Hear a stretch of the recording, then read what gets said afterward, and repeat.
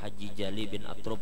Mudah-mudahan segera diberikan kesembuhan oleh Allah, dan siapapun yang sakit zahiran wa batinan, mudah-mudahan penyakitnya diangkat oleh Allah Subhanahu wa taala. Ala hadhihi ni ala kulli man nabi sallallahu alaihi wasallam hadratin nabi al-Fatihah.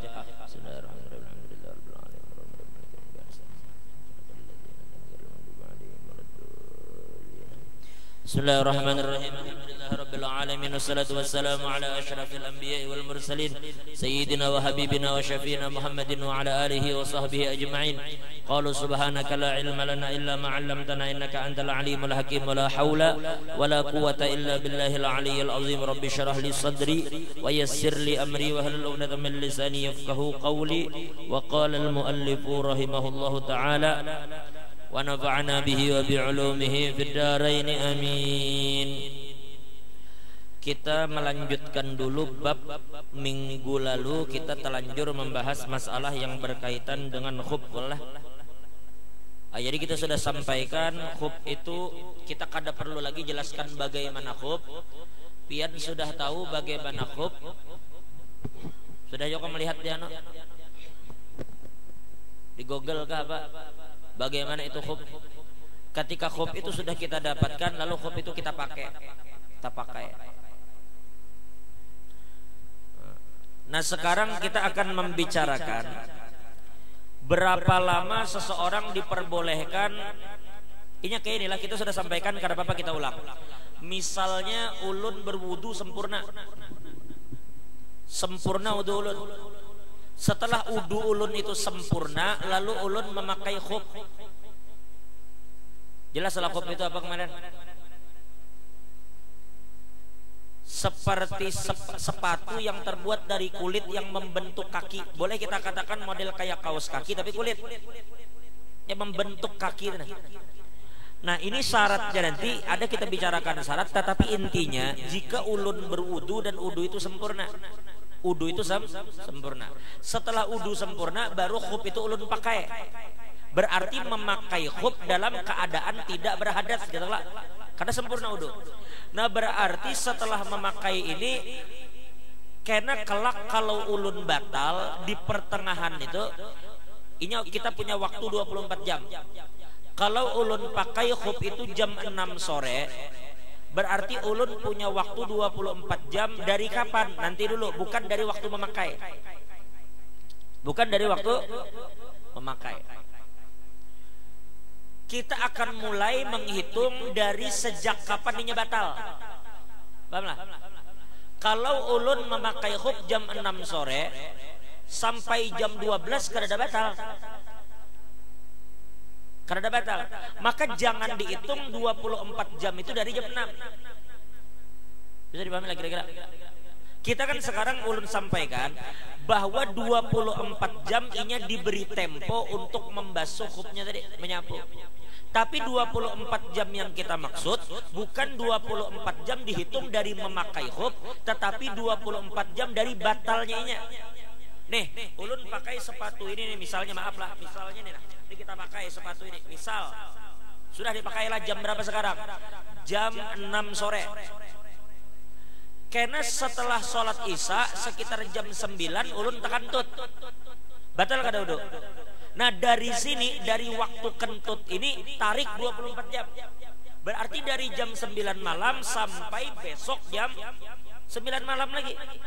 Nah dalam tempo 24 jam ini, di waktu batal itu ulun kada perlu melepas sepatu.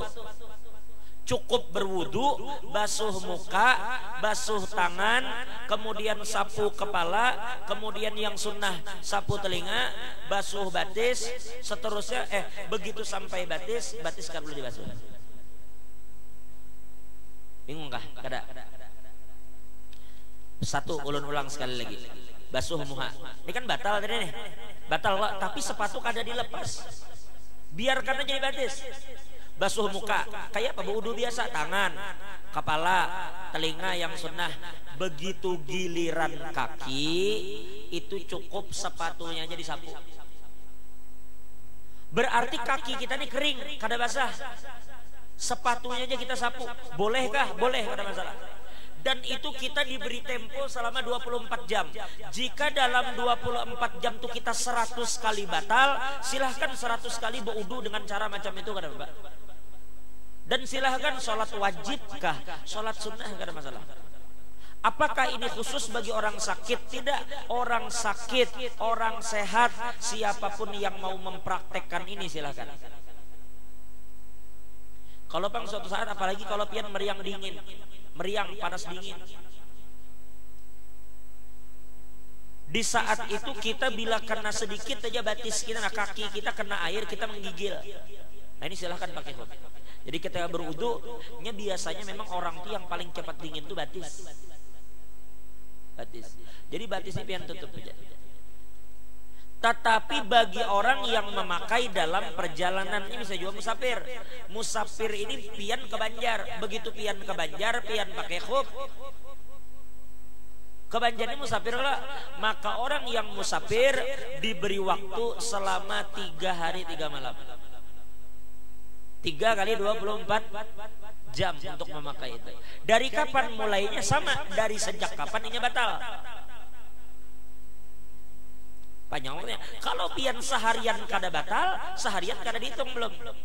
Jadi ingat, patokannya bukan kapan memakai, tapi kapan ini batal. Dan memakai khuf itu syaratnya ini harus suci, harus sudah wudu.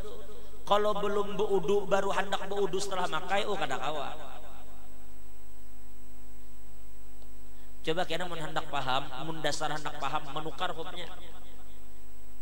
Mun mendengarkan aja bisa-bisa paham-paham kadang-kadang, tapi mun pian menukar, pian mempraktekkan, pian paham.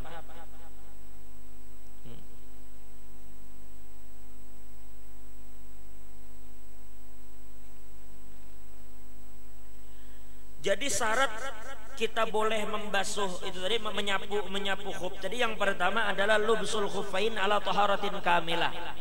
Ketika kita memakai khuf, kita mesti berada dalam keadaan sempurna wudu. Kada boleh belum berwudu pakai khuf, oh kada bisa, percuma aja. Harus berwudu sempurna baru pakai khuf. Yang kedua, ayyakuna qawiyyaini bihaitsu la yatakharraqa bimasyil muqimi fi umuri masyiatihi wa masyil musafir fi hajatihi. Jadi syarat kedua, khuf yang kita pakai itu adalah khuf yang kokoh, yang tidak mudah sobek dengan sebab gerakan kita. Jangan memakai kulit yang berbahaya bergerak sobek. Kalau kita memakai khuf, di pertengahan jalan khuf itu sobek sehingga terlihat kaki kita batal, kadang-kadang berlaku lagi hukum khuf. Maka kaki itu harus terkurung di dalam kulit tadi. Mun belum bisa membayangkan, bayangkan aja kaos batis, kaos kaki, tapi bahannya kulit gitu sudah. Bayangkan kaos kaki bahan kulit, yang air itu kadang mudah menembus kulit itu.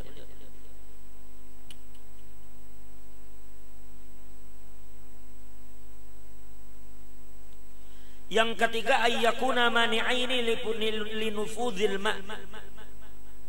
Yang ketiga, bahwasanya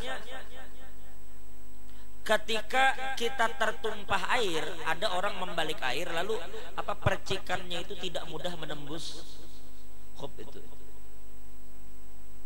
Kalau kain itu kenapa kada boleh? Karena kain itu tembus banyak, sedangkan kulit kada. Yang keempat, ayyakuna tahiraini. Yang keempat, hendaklah khuf yang kita pakai itu adalah khuf yang suci. Jangan sampai terbuat dari kulit seperti kulit babi atau kulit anjing. Selanjutnya, ayyakuna satiraini li mahallil fardhi. Dan wajib hukumnya bahwasanya khuf itu menutup seluruh kaki yang wajib dibasuh ketika berwudu. Nah, khuf itu minimal lewat sedikit daripada mata kaki. Bila khuf itu di bawah mata kaki, ada kalau kayak kaos kaki orang sekarang yang pendek, jadi ujungnya itu berada di bawah mata kaki, oh kada berlaku, karena khuf itu harus menutup mata kaki. Apa anggota kaki yang wajib dibasuh ketika kita berwudu, maka itu semua harus tertutup di dalam khuf. Jika terbuka sedikit saja, batal hukum khuf itu.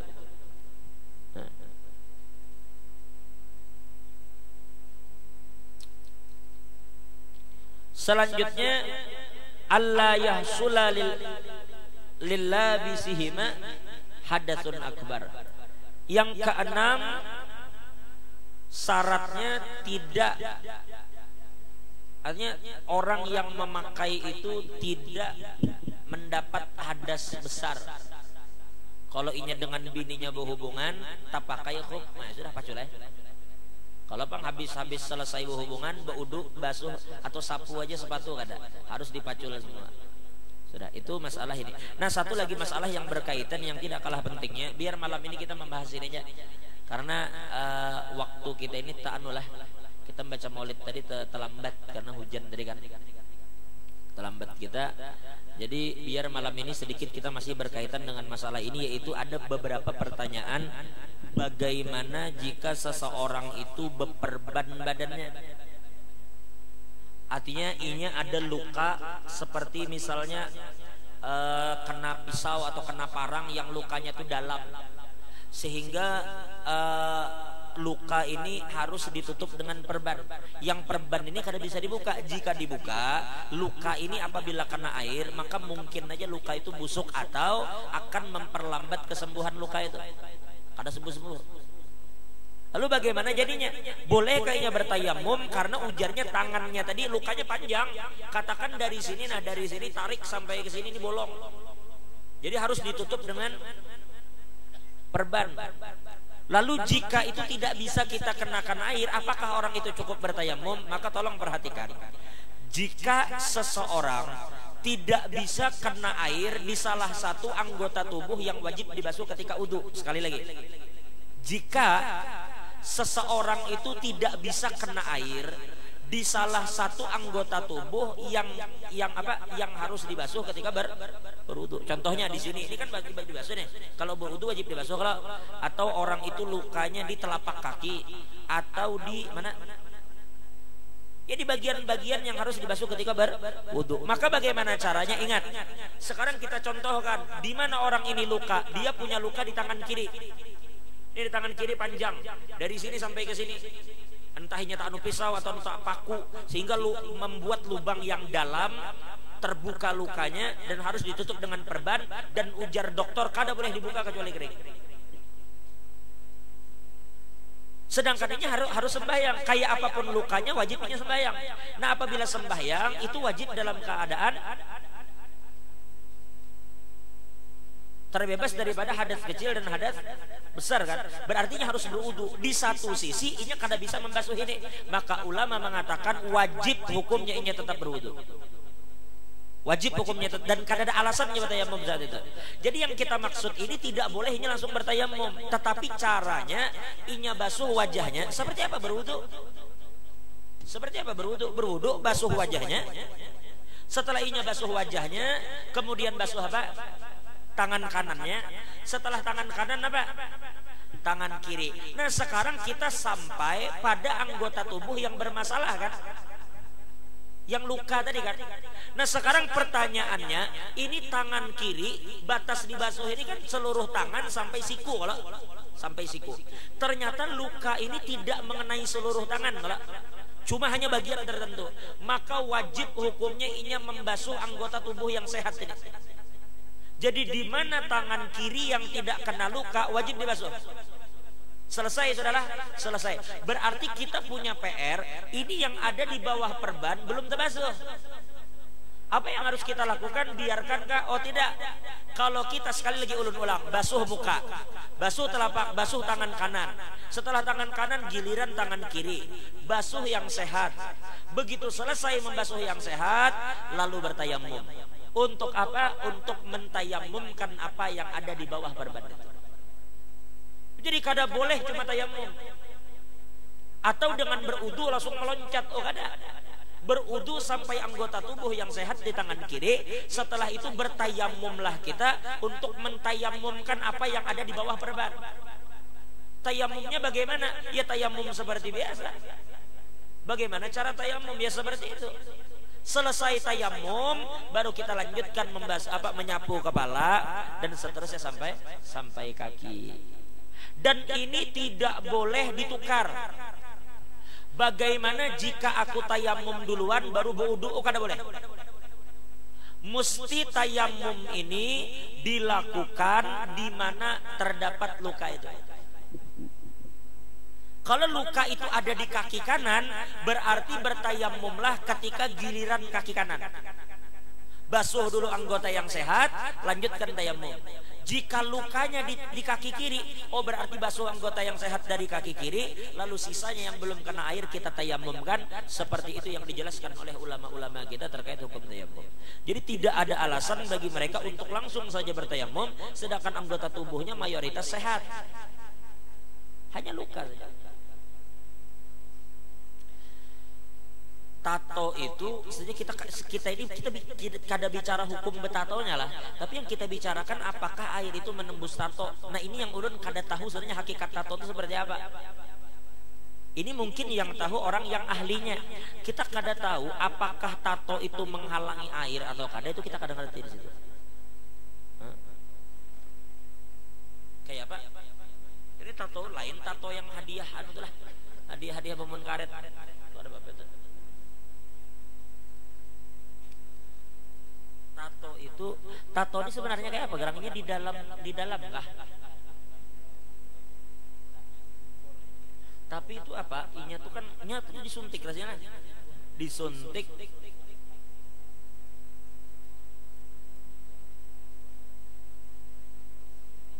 Jadi itu apa? Berarti berada di dalam anu gitu kah? Allah alam seperti apa orang bahasa kita kadang ngerti hakikatnya, tembus kadangnya itu kita kadang ngerti. Kadang masuk kah?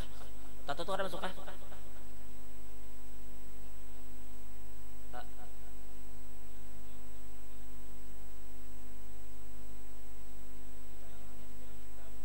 Oh darah aja bertinta. Nah sekarang masalahnya banyu itu sebenarnya masuk aja tuh kada?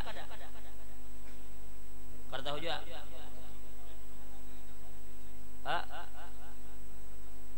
Berarti dari dalam keluar, berarti dari luar pun bisa masuk ke dalam.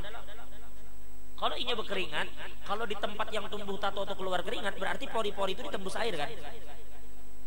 Ini kita kada berani lah, karena kita kada tahu hakikatnya seperti apa tato itu, apakah ini menghalangi banyu atau kada. Wallahu a'lam bishawab. Karena tadi dikatakan ada kawan-kawan kita mengatakan bahwa tato itu jika orang itu berkeringat maka keluar keringat di tatonya itu. Berarti keluar kan air dari situ. Jadi kalau dari dalam keluar berarti otomatis yang keluar dari luar pun bisa masuk ke dalam melalui pori-pori yang sama. Wallahu alam bagaimana itu. Walhasil jangan bertato kan. Nah akhirnya tato itu kadang melawankan juga bila bakalahi. Kadang melawankan. Jadi itu tadi terkait masalah perban itu jika kita masalah wudu. Jadi sekali lagi ulun ulang, wajib hukumnya bertayamum di tempat giliran wudu itu. Kada boleh berdahulu, kada boleh jauh berdiri, atau sempurnakan dulu wudu sampai selesai baru tayamum, kada boleh juga. Tetapi ini berbeda kasusnya apabila kita mandi wajib. Nah ini lain. Ada orang naudzubillah min dzalik kena bacok di belakang badan kena bacok. Lalu luka di belakang badan ini kan terbuka. Kalau berwudu kan kada masalah, kada ada orang berwudu membasuh belakang. Cuma ketika inya mandi wajib itu wajib dibasuh kan. Sedangkan posisi punggungnya ini sedang diperban yang tidak boleh terkena air. Maka ada dua caranya ujar ulama. Satu, boleh inya bertayamum baru mandi. Atau mandi baru tayamum, terserah aja. Atau di pertengahan mandi bertayamum. Tapi ngalih likat jadinya debu. Banyak. Yang paling bagus apa? Yang paling bagus bertayamum dulu baru mandi supaya air itu kena membersihkan debu-debu yang ada di tubuh. Wallahu a'lam bishawab. Itu masalah kemarin lah. Ada kira-kira lah. Bingung ada yang anu kah? Sudah kita gamati aja kena kalau kita membahas fikih baru beristilah lagi bahasa. Ini kan bukan bab fikih nih, sekadar membaca hadis kemarin mana dah. Karena pada saatnya mungkin selesaikah dari kitab Asmaul Husna, insyaallah kita akan membaca fikih malam. Ini malam ini dasar rame pakai sah Nabi juga. Karena fikih itu ujar Habib Ahmad bin Hasan sifatnya panas. Fikih itu panas, malam itu pun panas. Jadi panas ketemu panas. Tuh nang bisa basap kepala. Jadi memang waktu malam itu belajar fikih bagus tuh bagus ya. Cuma kalau ada waktu kadang malam bagus kadang malam belajar fikih memang. Nah, semakin ke tengah malam sebenarnya bukan fikih yang dipelajari. Kita paling nyaman belajar fikih itu pagi, nyaman belajar fikih itu pagi.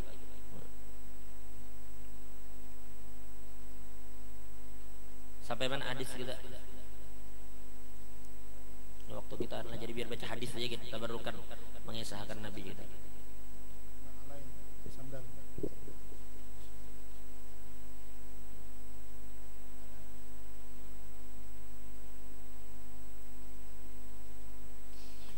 Jadi ada beberapa kitab pernah menceritakan, ada meriwayatkan ketika Nabi Muhammad diserang oleh orang-orang kafir. Itu ada riwayat itu beberapa gunung itu cinta lawan Nabi. Beberapa tanah, beberapa hewan, tanah-tanah, gunung semuanya cinta lawan Nabi. Tapi ketika Nabi berada di satu tanah, lalu orang-orang kafir menyerang Nabi, maka tanah itu bersusurungan. Ibarat bahasa kita tuh, ya Rasulullah, ulun minta maaf, ulun gak ada anak mengusir pian mak. Tapi mun kawa ya Rasulullah pian berpindah ke tanah situ aja. Nah, peribahasanya bahasa kita tuh kayak itu tanah. Ketika melihat tanahnya, melihat Nabi diserang oleh orang kafir, maka tanah itu berucap ujar tanah, ya Rasulullah ampun maaf, ulun mun kawa pian berpindah ke tanah situ. Kenapa? Karena ulun takutan kalau pian dibunuh di atas ulun. Itu bukan tanah tuh kayak itu. Tanah-tanah, gunung-gunung, itu semuaan kayak itu.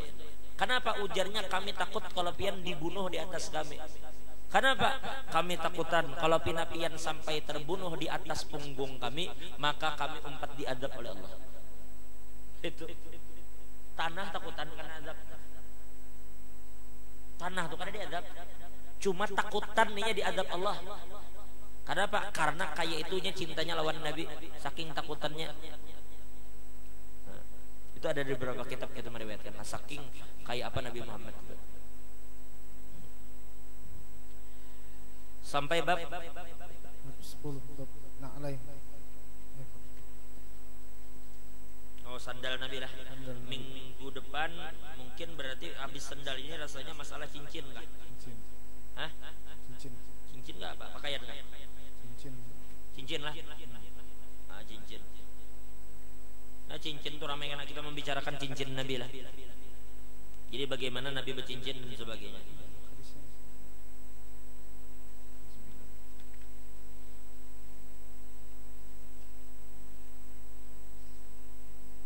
Bismillahirrahmanirrahim. Bismillahirrahmanirrahim. Babu ma jaa fi na'li Rasulillah sallallahu alaihi wasallam. حدثنا محمد بن بشار أخبرنا أبو داود أخبرنا همام عن قتادة قال قلت لأنس بن مالك رضي الله عنه كيف كان نعل رسول الله صلى الله عليه وسلم قال لهما قبالان.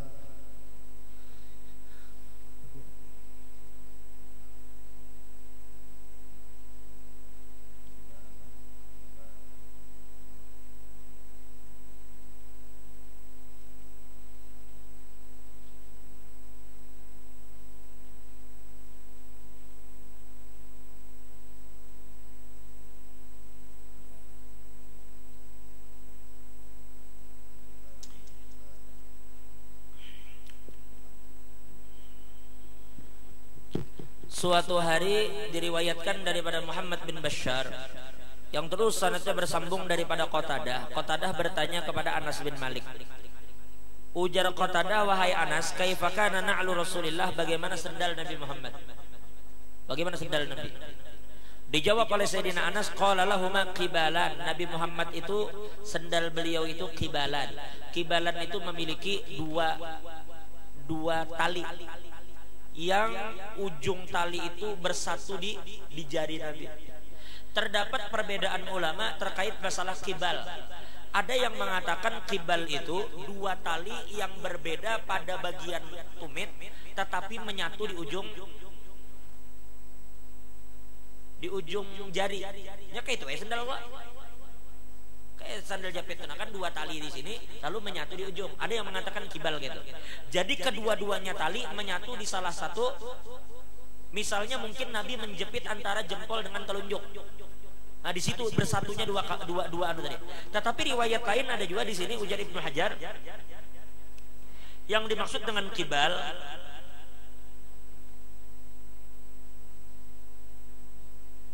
yaitu apa? Ujar kita tali itu ada dua, satu di antara telunjuk dengan jempol, yang satu antara telunjuk dengan tengah. Jadi Nabi itu sendal sirin ada dua tali di muka. Jadi dua tali itu menjepit kayak ini nah. Jika ibarat ini tali, ini telapak batis, kayak ini nah. Di sini. Jadi satu talinya antara jempol dengan telunjuk, satu jarinya antara telunjuk dengan tengah. Kayak ini. Ada dua tali.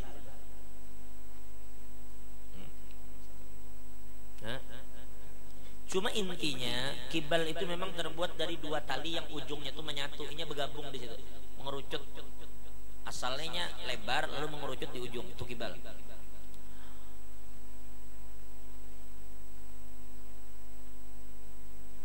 Terus. حدثنا أبو كريب بن محمد بن علاء أخبرنا وكيع عن سفيان عن خالد الحذاء عن عبد الله بن الحارث عن ابن عباس رضي الله عنهما قال كان لنعل رسول الله صلى الله عليه وسلم قبالا مثني شراكهما.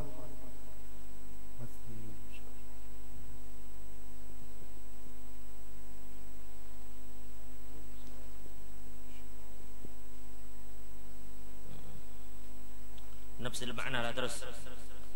حدثنا أحمد بن مناع ويعقوب أخبرنا أبو أحمد بن زبير أخبرنا عيسى بن طهمان قال أخرجا إلينا أنس بن مالك رضي الله عنه نعلين جرداوين لهما قبالا. قال فحدثني ثابت بعد عن أنس أنهما كانتا نعلين النبي صلى الله عليه وسلم. حدثنا إسحاق بن موسى الأنصاري أخبرنا معنون أخبرنا مالك أخبرنا سعيد بن أبي سعيد المقبوري عن عبيد بن هريج أنه قال لابن عمر رضي الله عنهما رأيتك تلبس النعال السبتيات قال إني رأيت رسول الله صلى الله عليه وسلم يلبس النعال التي ليس فيها شعر ويتوضأ فيها فأنا أحب أن ألبسها. Ini ujar Sayyidina Abdullah bin Umar lah. Aku melihat Nabi memakai sandal yang tidak ada di situ bulu, artinya kada berbulu lagi sandal itu. Ya tawadda fiha, dan Nabi berudu menggunakan sandal itu. Wa ana uhibbu an albasaha, maka aku suka memakai sandal yang dipakai oleh Nabi itu. Terus nafsul ma'na sampai ini masih. Haddatsana Ishaq bin Mansur akhbarana Abdul Razzaq an Ma'mar an ibn Abi Dhib an Salih maula Ta'amah an Abi Hurairah radhiyallahu anhu qala kana li na'li Rasulillah sallallahu alaihi wasallam kibalan. Haddatsana Ahmad bin Mani' haddatsana Abu Ahmad akhbarana Sufyan an Suddi حدثني من سمع عمرو بن حريث رضي الله عنه يقول رأيت رسول الله صلى الله عليه وسلم يصلي في نعلين مخصوفتين. حدثنا إسحاق بن موسى الأنصاري أخبرنا معنون أخبرنا مالك عن أبي الزناد عن الأعراج عن أبي هريرة رضي الله عنه أن رسول الله صلى الله عليه وسلم قال لا يمشي أحدكم في نعل واحدة لينعلهما جميعا أو ليحبيهما جميعا. Nah, ini sudah berbeda artinya. Jadi di sini Nabi Muhammad sallallahu alaihi wasallam diriwayatkan daripada Abu Hurairah, Nabi bersabda, la yamshiyanna ahadukum fi na'lin wahidah. Ujar Nabi, jangan kalian berjalan dengan menggunakan satu sandal. Bisa ini jaka sandal pian hilang di masjid sebelah. Jadi malam ini kita baca buku jur aja nih, lurus aja kita baca ini masalah sandal kan. Jadi jangan berjalan dengan menggunakan sandal sebelah. Jika ternyata sandal kita hilang sebelah, ternyata hilang di masjid atau di mana, tertinggal sebelah, maka ujar Nabi silahkan inya memilih apakah inya memakai 2 sendal atau tidak memakai sendal sama sekali. Jangan berjalan 1 sendal aja. Kira-kira ada juga kalau berjalan 1 sandal lah. Terus حدثنا إسحاق بن موسى أخبرنا معنون أخبرنا مالك عن أبي الزبير عن جابر رضي الله عنه أن النبي صلى الله عليه وسلم نهى أن يأكل يعني الرجل بشماله أو يمشي في نعل واحدة. وعن أبي الزبير عن جابر أن النبي صلى الله عليه وسلم نهى أن يأكل أي الرجل بشماله أي يمشي في نعل واحدة. Nabi Muhammad melarang seseorang makan pakai tangan kiri. Jadi Nabi Shallallahu Alaihi Wasallam sangat melarang orang untuk memakan dengan menggunakan tangan kiri, dan begitu juga Nabi melarang seseorang untuk berjalan dengan 1 sendal.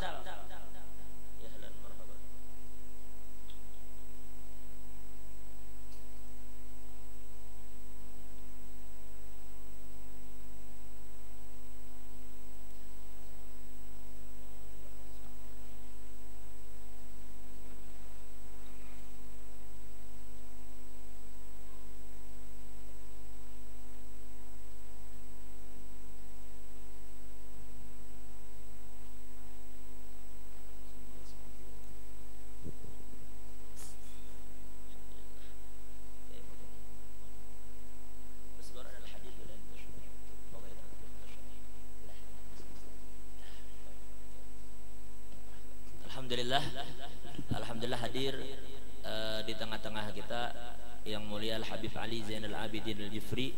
Beliau dari Sumeneb, Madura. Alhamdulillah.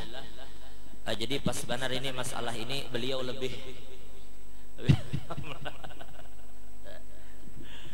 jadi kita membacakan hadisnya, insyaallah beliau yang akan menjelaskan tentang hal-hal yang berkaitan dengan larangan Nabi. Karena tadi Nabi mengatakan, diriwayatkan daripada Sayyidina Jabir, anna Nabiy sallallahu alaihi wasallam naha ayyakula ayyanir rajul bishimalih aw yamshiya fi na'lin wahidah.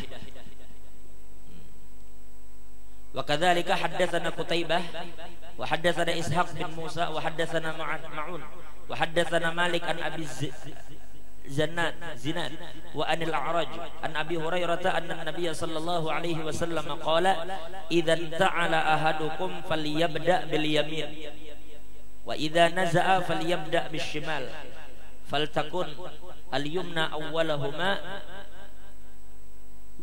tun'al wa akhiruhuma tunza. Wallahu a'lam. Jadi beliau akan mensyarahkan tentang hadis yang berkaitan larangan Nabi makan dengan tangan kiri dan bersendal dengan 1 sendal saja. Dan begitu juga Nabi Muhammad apabila bersendal, beliau mendahulukan kaki kanan dan mencabut sendal itu dengan mendahulukan kaki kiri. Kepada yang mulia Al Habib Ali Zainal Abidin alaihi falyatafaddal masykur.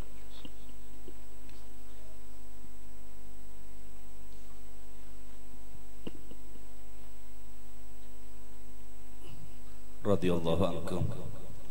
Alhamdulillah wassalatu wassalamu ala Rasulillah Sayyidina Muhammad bin Abdullah wa ala alihi wa sahbihi wa man wala wa la hawla wa la quwwata illa billah. Qalu subhanaka la ilma lana illa ma 'allamtana innaka antal alimul hakim wa tub 'alaina innaka antat tawwabur rahim. Rabbi shrah li sadri wa yassir li amri wa hlul 'uqdatam min lisani yafqahu qawli. Ma'asyiral muslimin wal muslimat rahimakumullah. Barusan dibaca tentang adab-adab perilaku baginda Rasulullah sallallahu alaihi wasallam. Subhanallah, Rasulullah melarang kita. Tadi di hadis dikatakan, janganlah kamu makan minum pakai tangan kiri dan makanlah pakai tangan kanan. Kenapa Rasulullah mengatakan seperti itu? Ini sudah jelas pasti larangan. An-nahyu, kata ulama ahli usul, yadullu ala tahrim. Al aslu fin nahyi at-tahrim. Jadi pertama, asalnya setiap larangan itu pasti haram, berarti berdosa. Illa idza dalla dalil ala khilafih. Kecuali apabila ada dalil bahwa itu tidak haram, makruh dan sebagainya. Sebaliknya begitu juga tentang masalah al-amr.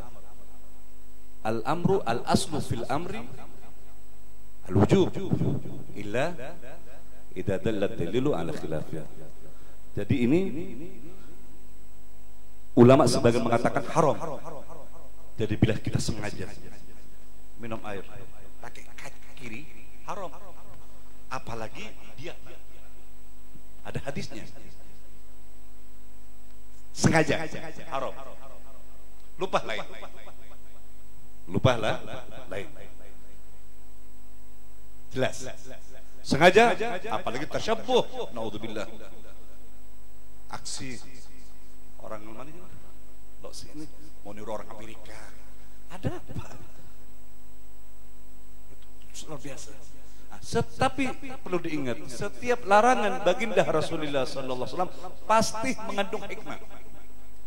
Mau dikelihatan, tidak mau kelihatan, pasti ada hikmahnya. Contoh satu, mungkin yang jelas hikmahnya diantaranya ini menunjukkan bagaimana nadhafatul Islam, bagaimana indahnya Islam, bagaimana bersihnya Islam. Urusan minum jangan pakai kiri. Kenapa?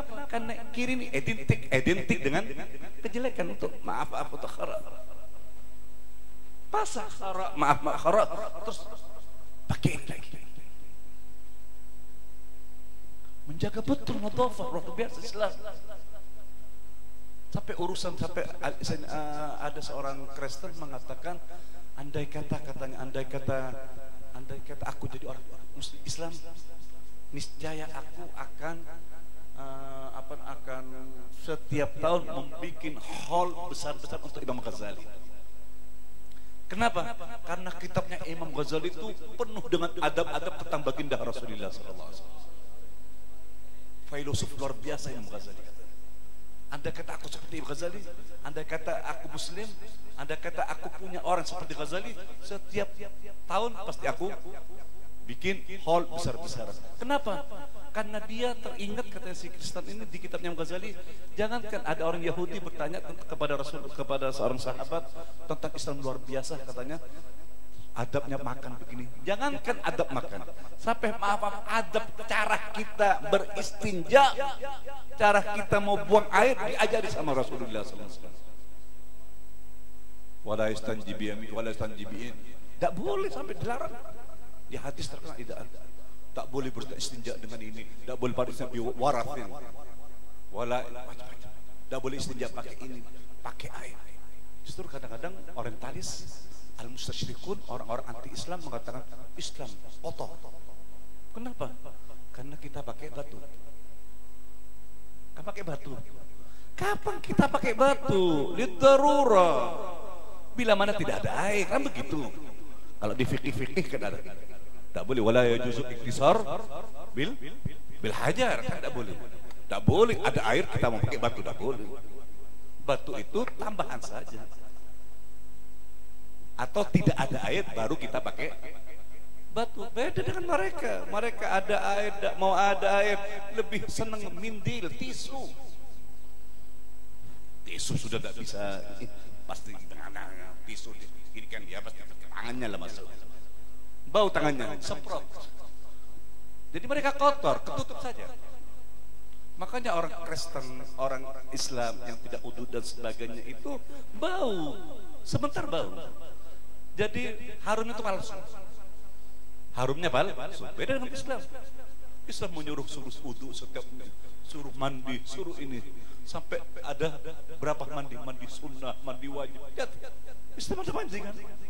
Aqsalul masnunah, berapa aqsalul masnunah? Saya ingat Habib Salim bin Habib Salim Syati radhiyallahu menerangkan tentang masalah mandi ya Allah, sampai 2 hari belum selesai. Habib Salim Syati radhiyallahu taala. Urusan mandi saja. Nah, seperti di sini. Kenapa tidak boleh? Nabi mengatakan, la taqul wa la tasrab bi shimalik. Qul bi. Ternyata ada seseorang, mungkin di hadis di sini ada seseorang sombong. Karena sombong, lain tangannya sakit, tidak apa-apa. Tangannya sakit tidak bisa, keselio umpamanya, dia minum air kiri, makanya disunahkan tetap tangan kanan itu.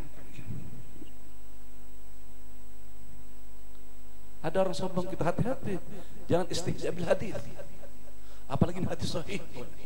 Dzakar fi Riyadhus Shalihin disebut, di Riyadhus Shalihin ada bab namanya al-muhafadzatu ala sunnati wa adabiha. Babun al-amru lagi, perintah. Babun, nanti coba buka di nanti di Riyadhus Shalihin bab berapa lupa saya. Babun fil amri al-amru bil muhafadzati ala sunnati wa adabiha. Bab perintah anjuran untuk menjaga betul adab sunnah Rasulullah. Jangan pernah dhaif. Andai kata dhaif tidak boleh. Apalagi dia tahu bilang mendhaifkan hadis sahih. Ada kejadian yang perlu penting, ini penting.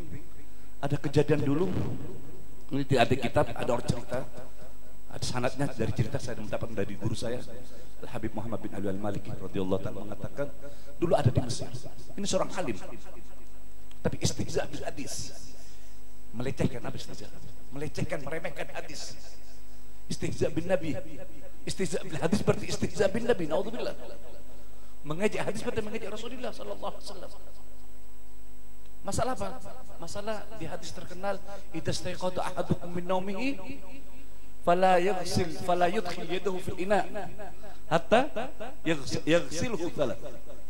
Apabila kau bangun tidur, jangan kau sekali-kali memasukkan tanganmu ke ina, ke bak, ke tempat wudu sebelum kamu mencuci tangannya. Terus di hadis terusannya, fa innahu la yadri aina batat yaduh. Alasannya Nabi, karena engkau dia, kenapa disuruh cuci sama Rasulullah? Karena dia tidak tahu tadi malam tangannya tidur di mana. Terus gimana melecehkannya? Yang mau tidur di mana lagi tangan saya? Orang tidur di sini, masa tidur di dapur? Kan saya tidur di sini, masa? Dengan penuh sombong, dengan semua istihza, dengan penuh pelecehan. Dia berilmu. Beda dengan orang tidak berilmu. Idza kunta la tadri fatilka musibatun wa in kunta tadri fal musibatu a'dhamu. Bahaya kalau orang berilmu yang mengerti, kalau ulama yang tahu. Kalau tidak tahu masih itu salah. Orang saya tidak tahu tetap salah, musibah. Wa in kunta tadri fal musibatu a'dham, lebih bahaya lagi. Ini orang ngerti, mengetekkan hadis, menekan. Apa yang terjadi? Allah tidak mau kekasihnya diganggu, Allah tidak mau hadisnya diganggu. Ternyata besok paginya tangannya biqudratillah, jangan tanya bagaimana caranya, tangannya dimasukkan sama Allah pantatnya, maaf, mati. Ini penting, bab adab. Istihza. Ada cerita lagi, naudzubillah, tentang masalah hadis. Wah, itu juga hadis sahih. Masalah tidak boleh mendahului imam. Ancamannya apa kata Nabi? Apakah kau mau wajahmu akan diganti wajhul imar? Dia dengan sombong, ganas banget hadis ini. Hanya mendahului imam, mau dirubah wajahnya. Ini kan berarti ngancam Allah, marah sama Allah kan gitu. Ganas banget. Tak mungkin sahih hadis ini. Banyak-banyak. Ternyata betul. Ini seorang syekh, maaf, seorang guru. Makanya setiap ada hadis sebenarnya fasallim. Mau hadis itu dhaif, sudahlah. Kan hadis dhaif itu bukan hadisnya. Wa maaf, kata ahli mustalah hadis, wa ma'afatul hadis illa ruwatuha. Belum tentu hadis itu sanad dhaif, belum tentu dhaif. Makanya kalau ada hadis kadang-kadang hadal hadis dhaifun bihadza sanad. Karena belum tentu umpamanya innamal a'malu binniyat, umpamanya ada hadis dhaif. Tahu ada hadis lain, ada riwayat lain, hadis itu sama bunyinya tapi sahih. Makanya yang bikin sahih itu bukan matannya, sanad yang bikin matan. Seperti saya mengatakan, oh tadi ada tabrakan, karena saya pembohong, tidak percaya, tidak percaya. Guru saya ini tadi ada di mana? Sama ceritanya di tempat itu, jam itu. Kok percaya? Oh karena guru saya ini. Umpam contoh. Nah, makanya bukan kejadiannya yang bohong, tapi pembawanya. Kenapa saya? Karena saya pernah berbohong, akhirnya dicap bohong. Makanya kalau hadis sekalipun bertobat tetap tidak boleh. Makanya ulama mengatakan inna nahnu nazzalna dzikra wa inna lahu lahafidun. Ad-dzikra sebagian mengatakan Quran pasti. Ad-dzikra ay al-hadis. Tidak bisa Quran. Akhirnya tidak terima Allah karena dia orang alim. Ngajar berapa hari dia merasa sakit wajahnya. Merasa sakit, tambah enak, tambah sakit. Libur, pengajian libur, tambah lama tambah jadi. Ada apa nih? Sakit apa kiai ini? Syekh sakit apa? Kenapa liburnya panjang? Sampai ada mulazimnya orang dekat penasaran, datang kepada istrinya, ibu, hajah, nyai, saya mau lihat kiai, mau nyenguk, mau ziarah, sakit apa? Mungkin saya bisa bawakan dia ke dokter. Tidak mau dia, karena tambah lama maaf, wajah tambah tinggi. Himar gimana wajah himar? Wajah terakhir terus tambah lama terus malu. Kenapa? Tidak tahu. Terus kenapa sakit gini guru? Nangis. Kenapa jadi begini guru?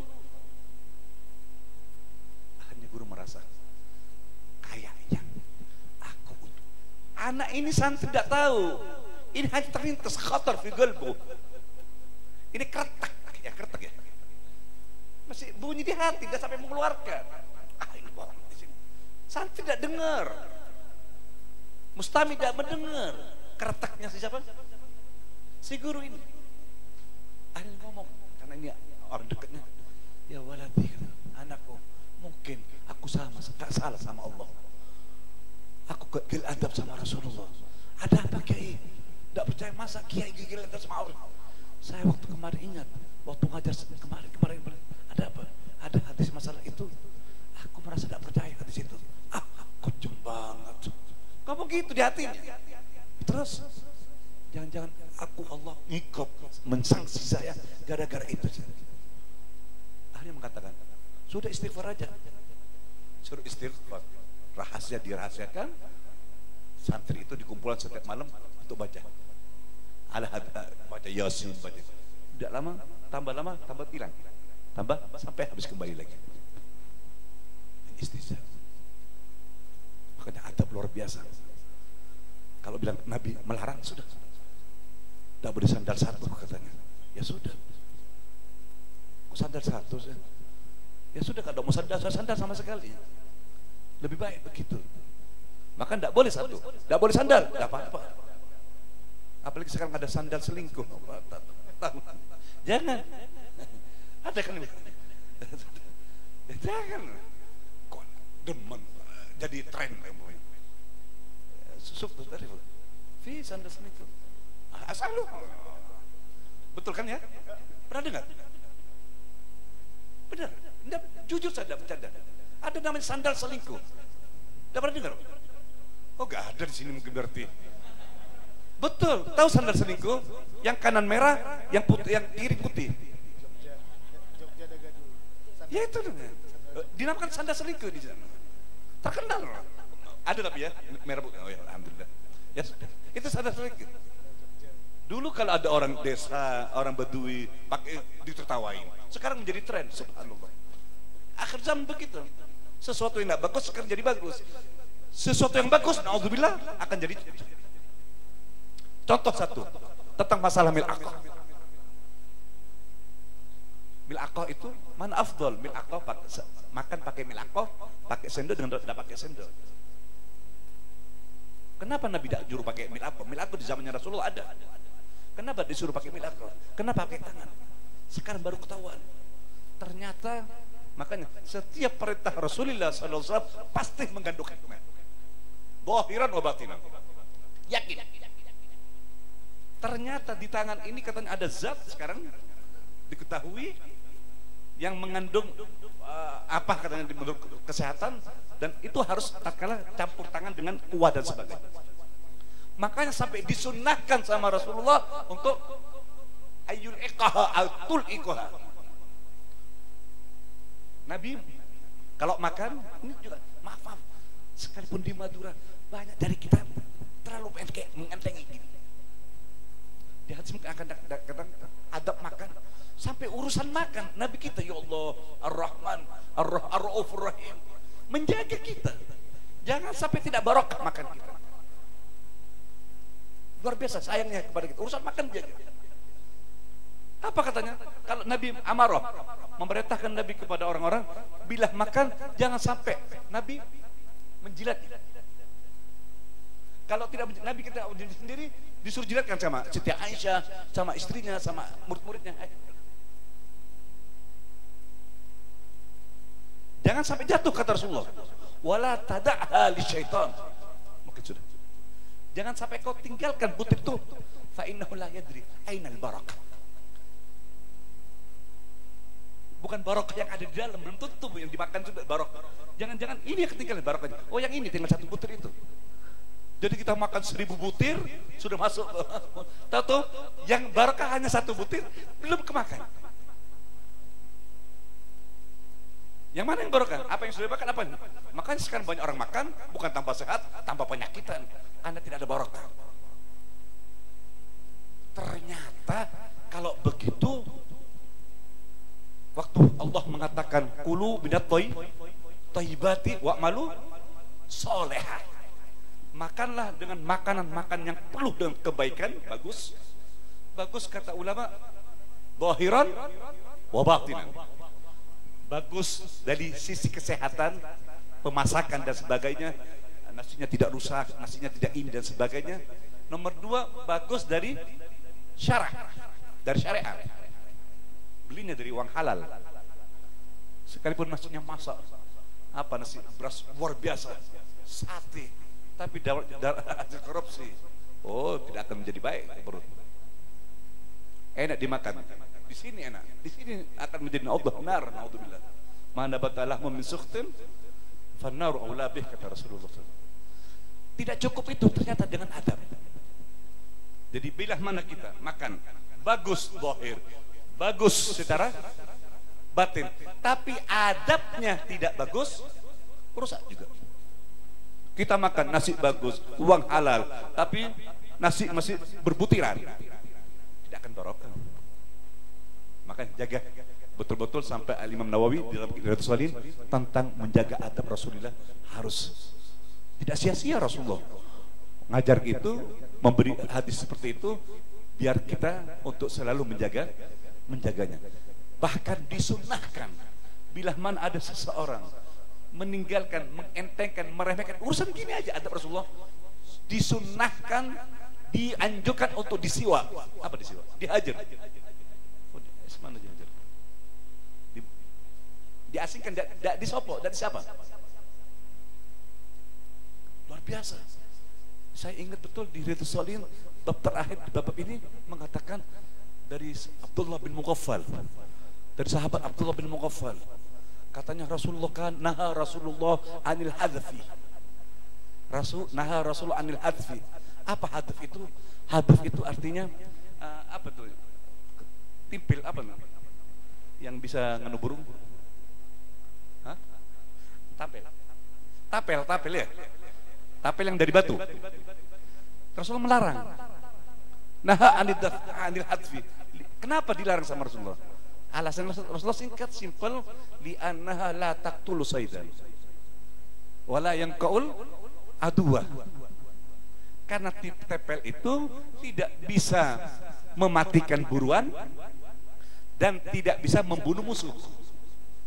Jadi kalau ngasih sesuatu, tidak apa-apa yang bisa. Tidak apa-apa kalau batu-batu sudah dapat asma dari Syekhana, tarmihim bihijarat umpamanya bisa terbakar, itu lain lagi. Itu hadap itu tidak boleh. Karena secara umum hadap itu lain kalau hadapnya beliau, artinya ada sesuatu. Kalau Dayak kan pakai anu, apa? Pakai anunya? Iya itu, tidak apa-apa itu. Tapi kalau hadap tidak boleh. Alasnya Rasulullah, fa innahu la yaqtulu saydan wala yanqaul aduwa. Itu. Jadi haram pakai lainnya boleh. Walhasil terus fa inna qariban luh katanya. Fa inna qariban di Abdullah bin Mughaffal. Ada kerabat dekatnya Abdullah bin Mughaffal suka hobi main. Dimarahi, ya waladi. Hei misalku, hei keluargaku, jangan pakai gitu. Rasulullah melarang. Ya, samina wa asaina. Besok ketemu lagi. Ini terakhir. Kalau kau tetap kerjakan, awas, dikerjakan lagi. Akhirnya apa kata dia? Wallahi la ukallimuka abada.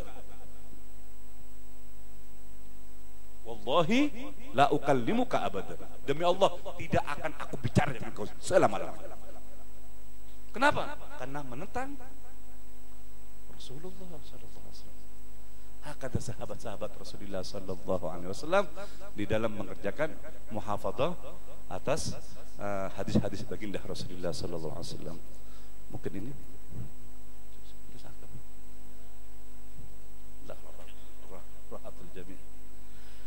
itu dia mungkin yang bisa saya sedikit bagi-bagi, insyaallah sedikit jadi barakah amin ya rabbal alamin. Nah, jadi alhamdulillah kita dengarkan penjelasan dari beliau tentang bagaimana cerita-cerita yang beliau sampaikan terkait bagaimana Allah menghukum orang-orang yang meremehkan sunnah-sunnahnya Nabi SAW. Nah, begitu juga kita melihat bagaimana gairahnya para sahabat untuk memberi pelajaran bagi orang-orang yang berani menentang sunnahnya Nabi Muhammad Sallallahu Alaihi Wasallam. Mudah-mudahan kita dijadikan oleh Allah umat-umat yang bisa menjalankan sunnah Nabi Muhammad, dan kita memohon kepada Allah mudah-mudahan sebagaimana kita dihidupkan oleh Allah sebagai umat Nabi, dan mudah-mudahan kita dimatikan sebagai umat yang mengamalkan sunnahnya Nabi Muhammad Sallallahu Alaihi Wasallam. Ala hadhihi ni'ah ala kulli man wa bihi salafus salih ila hadratin Nabi. Fatihah.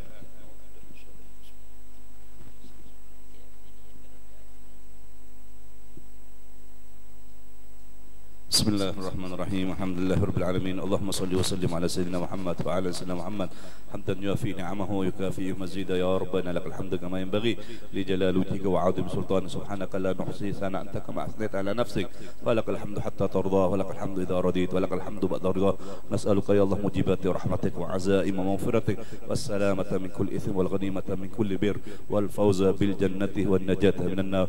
ربنا لا تدع لنا في مقامنا هذا ذنبا إلا غفرته ولا هما إلا فرجته ولا دينا إلا قضيته ولا سائلا إلا عطيته ولا محتاجا إلا كفيته ولا عيبا إلا سترته ولا غائبا إلا رددته ولا مجاهدا إلا نصرته ولا عدوا إلا خذلته ولا حاجة من حوائج إلا قضيتها ويستلها رب العالمين. اللهم اغفر ذنوبنا واستر عيوبنا واقض حاجتنا واشف مرضانا واستجب يا إلهنا ويومنا. اللهم انفعنا بما علمتنا رب علمنا الذي ينفعنا رب فقهنا وفقه أهلنا وقراباتنا في ديننا مع الأهل كثر أنثى وذكر ربنا وفقنا ربنا وفقنا ربنا وفقنا وفقهم لما ترتضي قولا وفعلا كرما وارزق الكل حلالا دائما أخلا أتقيا علما نهضى بالخير ونفق. اللهم اهدنا بهداك اللهم اهدنا بهداك اللهم اهدنا بهداك واجعلنا يا الله ممن يسار في رضاك ولا تولنا وليا سواك وحسبنا الله ونعم الوكيل ولا حول ولا قوة إلا بالله العلي العظيم. وصلى الله على سيدنا محمد وعلى آله وصحبه وسلم والحمد لله رب العالمين. Taqabbalallahu minkum.